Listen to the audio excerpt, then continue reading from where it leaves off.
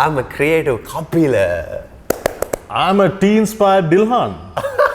Okay. You know what? You are talking very nicely. How you creating this flow? I'm inspired by you.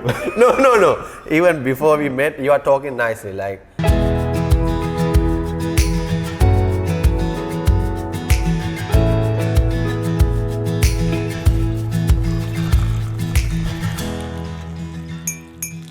Today we are at Brew 1867 by Dilmah, and we have a special guest.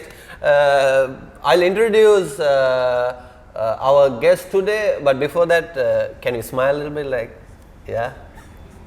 Okay. So I'll introduce myself. So you have to introduce yourself.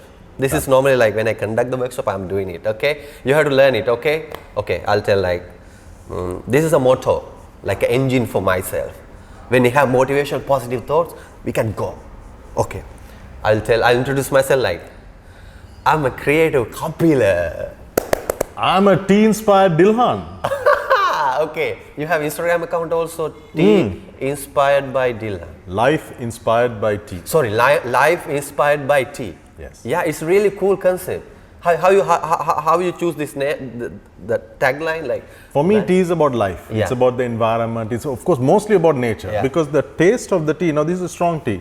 This comes from a combination of the soil, the sunshine, the rainfall, the wind. All of this goes to produce tea. So tea is about nature. Oh yeah. Tea is about life. Yeah. It's about protecting the animals. It's about the people. It's about the goodness it gives the customers around the world and in Sri Lanka. So it's about networking, it's about integration, as well as peace. And it's about friendship, no? We are sitting and having a cup of tea. A cup of tea, yeah. In sociology, like people are saying that like sociology of tea. Yes. Sociology of tea, like understanding sociology of tea. Like it connect people, especially. We have the conversation sometimes, you know, the lovers, they are inviting like we'll have a tea, you know, or something like that. Okay, no problem. Okay, I'm sorry I didn't introduce my special guest today. He is a CEO, Dilmah Ceylon Tea Company and trustee MJF Charitable Foundation. You will not believe, I did a workshop for MJF Foundation, the Moratu branch. Yes. Yes. I'm really happy because I think 2-3 years I work for International Women's Day, and so I work with children.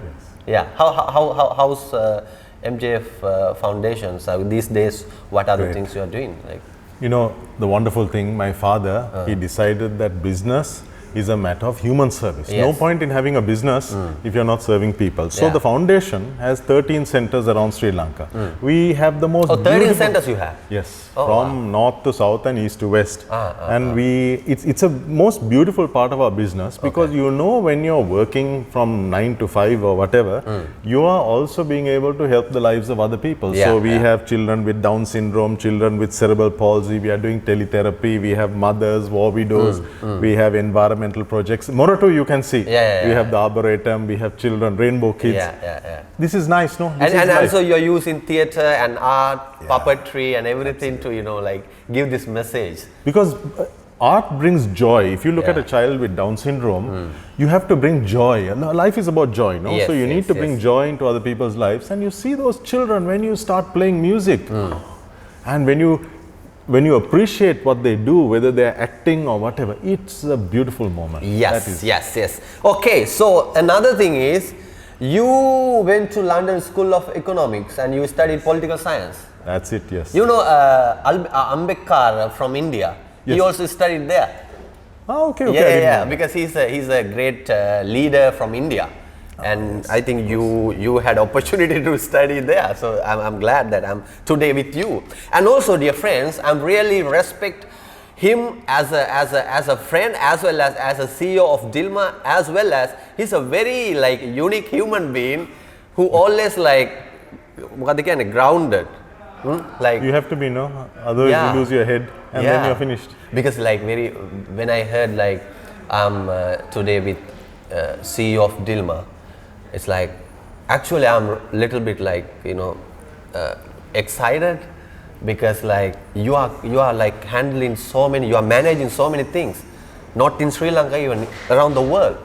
But this is a job. I was excited when they told me I'm meeting you because I watch your videos all the time and it's exciting. All right. My first question, I have questions. You can see the question, right? Yes. Yeah. My first question is, friend, how you keep your smile and how you keep your employees smile? Because not only your smile, it's very important, your employees smile. How you create it? You know, we have been 18 months of the toughest time that anyone has experienced. Yeah. But it is my faith that keeps me going. So my focus is on God and I focus on looking at what is beyond. Because if you look around you and say, oh my gosh, you know, this is a problem, that is a problem, then you become part of that problem. But if you look at what is beyond, then you can focus and say, okay, I must do this, this and this, because it is constructive. Whether you, whatever faith you have, you know that, look, to be positive. You're always talking about positivity. Yes. No? You have to be positive. Yeah, because I felt it and I experienced it. Yeah. That's why I'm always saying, like, you know, think this positive side always, because it will grow yourself. Like, because we need obstacles sometimes, because otherwise every river, if those rivers is straight going to sea, no work, no, like, you know. Absolutely. And also when you're in a valley, sometimes you're in the mountain, everything is good. But when you're in the valley, you have to build velocity to come out of it, no? Right. So to build velocity, you have to be positive and say, okay, now I've got this problem. There is a solution, but my task is to find the solution. And this is also my advice to all Sri Lankans. Let's not look around and see all the darkness. Let's focus on the light and say we're going to get there. Whether you're thinking of it as a tunnel or a valley, be positive. It's all about perception, friends. So what I gained from first question, the positivity is very important, and try to see the beautiful stuff even when you have maybe different times. It's all about your perception, how you explore that thing. Okay, second question. Are you ready? All right. What are the hobbies and how you spend your leisure time? You know, my love is tea. My first love, and what I do is photography related. You know, you to have to tea. do a film. I would love Life of tea. Oh, We have done many. We have done a few where we look at tea, where my father, my brother, and you know, so no, you have to take me and do. You know. let's do it. Let's do it. Okay. Okay. I know that's a. No, because like I can see, like, you know, it's a kind of journey, you know. Yeah. That's why. So I think you have to produce a movie. So okay, how you spend your like leisure time, like with your family people, and what are the things you are doing? Like you are reading books or Family is important. Yeah. Family is so important. I read books. I learn about it. Today we were talking about Ananda Kumaraswamy. Kumaraswamy, Now, you need to know all of this because then it helps you to frame and conceptualize, helps you to do your job better because everything today is about competence. So if I'm no point saying I'm CEO because you need to earn any position. So whether you're a CEO or you're making tea, if you fill the role, if you're competent in the role, then that is the role that you have earned. So you need to know. And there is so much knowledge. You go into the internet, you can find out about any subject you need. Definitely. All right, my third question, how you define yourself or how you take care of your organization culture? It's mean like, who is Mr. Dilhan? I think Mr. It's very difficult, I don't know, like, who is Kapila, No, you know? I can. There are many roles you are playing maybe. It's true, but I think, you know, I'm really blessed because my father started a business saying that business must be human service. So for us to define an organizational culture is easy. You say, look, you have to be kind. So in the day, we talked about the foundation. I have to take decisions relating to foundation. It's easy, it's about kindness. I have to take decisions relating to Dilmah. It's easy because you have to say, look, okay, I have to know what I'm doing. I have to market Dilmah. But when I market Dilmah and I have a business success, it translates to human impact. Environmental impact. So the culture is when we live that kindness, all our team, they follow the same thing and they acquire it. Last time I was in Sweden, Stockholm. I went to one of the hotel, okay? We stayed at that hotel. So then I saw Dilmah tea is there. I impressed like, something is ours, you know, something like that. So I was so happy. Yeah, it was conducted by Swedish Institute of Education. So I was telling that this is Dilma, this is Dilma, this is Dilma. This Sri Lankan tea, something like that. Maybe it's a kind of ego, but it's not ego. It's like sharing what we have. No, it's like respect our culture. It is. Right? But I love Stockholm. You know why? Yeah. It has some of the best water in the world. For a tea person, okay. water is important. Yeah. So pure water means beautiful tea. Stockholm, right. when you brew the tea, brightness and it's magnificent. And sometime I did a video, but sorry to say this, but I was saying, oh, baby water. Because I saw it. We are taking care of babies. Why we can't take care like a baby, our water, our natural sources, oxygen. These days, many people talking about oxygen. But earlier, when I did this video, they were laughing at, oh, baby oxygen, what is that? But I'm glad that acceptance. Of course. So you accept myself, because of that I'm today here. Thank you so much. Okay, next question, friend. Dilma explored global market. As I mentioned, I assume there are many trends and varieties. And global taste. How it happened and what are the successful stories? I can't claim credit for this because my father did the hard work going back 33 years. Yeah.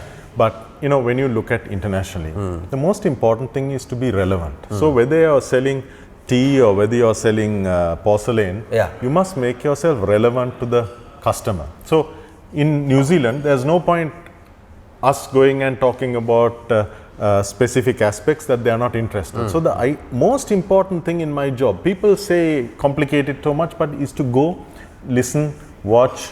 We go to stores, we watch in the supermarket, what are people doing, how are they behaving, talk to people. And then you build an interface.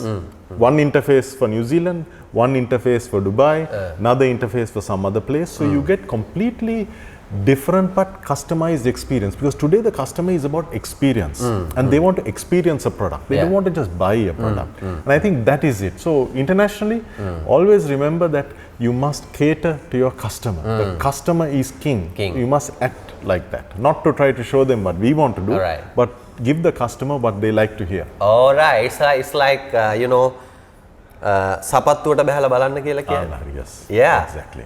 Not what we like, what they like, and actually it's about how we explore their inner beauty through our product. And how we connect. How we connect. Yes. All right. I'm a little bit philosophical, and some people around, they're laughing here. So, but they're laughing because they're happy. They're happy to see me. Yeah. And okay, Dilma is not all about business, but also it's about our economy, country economy, as well as well-being of people. I also volunteered for, I volunteered for MJF Foundation and conservation. What are the ongoing projects? So earlier we talked about this, but what are the ongoing projects? Like, can you just explain a little bit? At the moment, we are doing a few empowerment projects on the plantation area. Okay. Of course, COVID is a big issue, so we've got we've got 2 hospital projects that are going on, but also the children's projects, because the education, empowerment, opening their eyes to environment, but particularly where it concerns the children with developmental disorders. Now is a time where they can't come out, they are vulnerable for health and so on. So we have to reach them. So there we have partnerships with people like Microsoft, with Millennium IT ESP, where we are delivering teletherapy. Now this is beautiful because they are at home, they are having difficulty, so we are able to reach them in the home. So the teachers come and they are on the teletherapy apps. And the idea is businesses to help people, you have to be innovative and creative. So we have to solve this problem. Otherwise, if you tell the health sector, look, solve it, maybe they don't have the skills. So us as businesses, we have to find, like we talked at the beginning, every problem has a solution. You have to just find the solution. And as businesses, we are equipped, we have the resources, we have the network and the innovation. And you know what, you are talking very nicely. How you creating this flow? I'm inspired by you. No. Even before we met, you are talking nicely. Like, how did you you were like a speaker, debater in your school, or talking. If you know, it's not all about. It's not all about talking. It's about like the flow, tempo, the rhythm. Well, like you said, I was at the London School of Economics. There, if you couldn't talk properly, it was a difficult time. but particularly when you get up in the lecture hall and make a statement. Yes. So difficult, but you have to learn. But he's a nice, what you call, generator. Thank you. Generator. Thank you. I'm not sure what that means, but it sounds good. No, generating, like. Blossoming. I like that, like a flower. Like flower. Okay. Okay, the next question, we have only two questions actually. There are many trends coming to this business world. As a CEO of Dilmah, how you are flexible to move with new trends, new networks, connections? Okay, I'll explain you. Like I saw recently, you're using digital platform, Facebook, Instagram, any other social media networks also, because you have other people also who are supporting for this system. As a person, how you flexible for these new trends? Because sometimes people are saying that, oh no, we have this system, we maintain this system 30, 40, 50 years. Now you are coming to this system and you are saying this thing, no, this is not work. Dilmah is not like that. But you are very flexible. So how you give direction for new trends?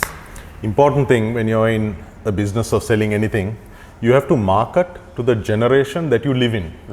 It's great. My father has an amazing philosophy. He talked about human service, taste, goodness, purpose. Yeah. My job is to adapt that taste, goodness, purpose. I have to respect orthodox, traditional manufacture, but I have to bring it into the new generation. Yeah, so it means making tea cocktails, making tea with food, and now recently we looked at TikTok. And everybody said TikTok is not for Dilmah. Yeah. But then I told my son, Puta, I want you to find a way, look at TikTok. So we looked at TikTok, about 25, 30 videos. Yeah. Then we produced a video. Yeah. And the idea is, it's about engagement, no? So you have to communicate our values, but you have to adapt to the world in which you live. No point sitting in the past. You have to adapt. Yes, definitely. Cool. Our last question, friends. This is all about, imagine I'm a new entrepreneur. Okay? Please advise me, give me some tips to create sustainable culture for my business, my organization. If anyone watching this video, because as a qualified and experienced CEO, I think we have many things to gain from him. So I'll use this opportunity to grab all the ideas he has to create my own business, your own business. And for the sustainability also very important. What are the advice you can give? 3 things I think. Most important, passion.